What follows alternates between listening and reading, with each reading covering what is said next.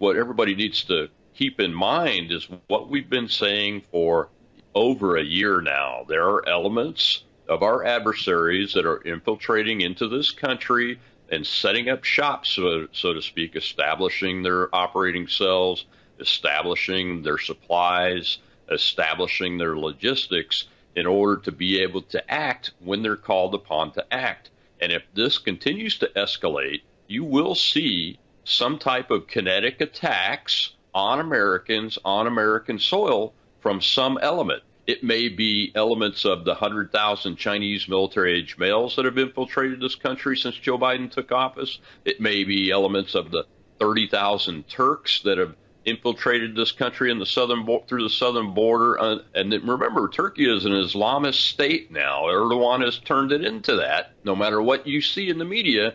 So these 30,000 Turks are more than likely Islamist adversaries, or any of one of the other adversaries that are from countries like Yemen, Somalia, Iraq. And yes, I said Iraq because the Iranian militias are in firm control of a lot of Iraq now, Syria, Jordan, even, where we lost 3 Americans to Iranian militias.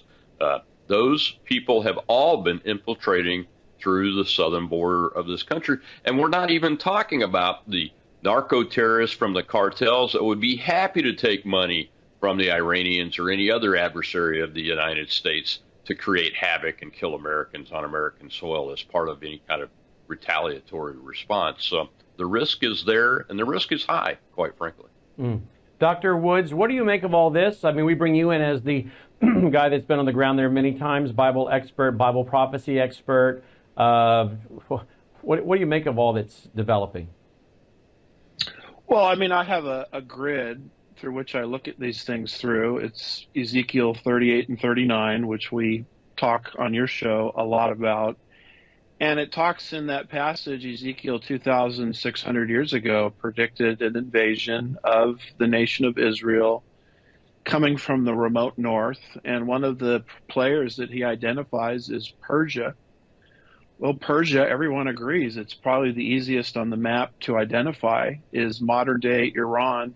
Persia, of course, in the time of Ezekiel, was one of the good guys that released the children of Israel from the 70-year captivity. But under the inspiration of the Holy Spirit, Ezekiel saw Persia switching to an opponent of Israel. And of course, all of that was precipitated by the toppling of the Shah in 1979 and replacing the Shah with the Shiite Islamic theocracy. And so what Ezekiel said would happen, the stage is being set for it. Now, whether this is that remains to be seen, but clearly Ezekiel predicted tension between Persia and Iran in the last days, and that's what you're seeing developing right now as we speak on all of our news feeds.